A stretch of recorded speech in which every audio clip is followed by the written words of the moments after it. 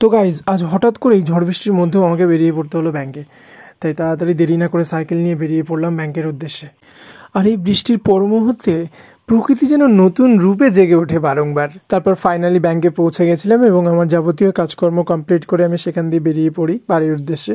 আর ওয়েদারও তেমন ভালো নেই, তাড়াতাড়ি বাড়ি ফিরতে হবে, তাই আমি আর দেরি না করে দ্রুত আমি আমার বাড়ির দিকে রওনা দিই। আর আমি একটু আগে যেটা বলছিলাম, বৃষ্টির পর মুহূর্তের প্রকৃতি যেন নতুন রূপে সত্যিই জেগে ওঠে বারংবার। আর এটা হচ্ছে আমাদের গ্রামের রাস্তা, খুব সুন্দর লাগছে। দেখো বৃষ্টির পরে জাস্ট অসাধারণ লাগছে। গ্রাম বাংলার এই অপূর্ব সুন্দর প্রকৃতি শুধু আমি একা কেন এনজয় করব, তোমরাও এনজয় করো আমার সাথে আমার এই ভিডিওর মাধ্যমে। লাগে মন क्या है ये सुनापन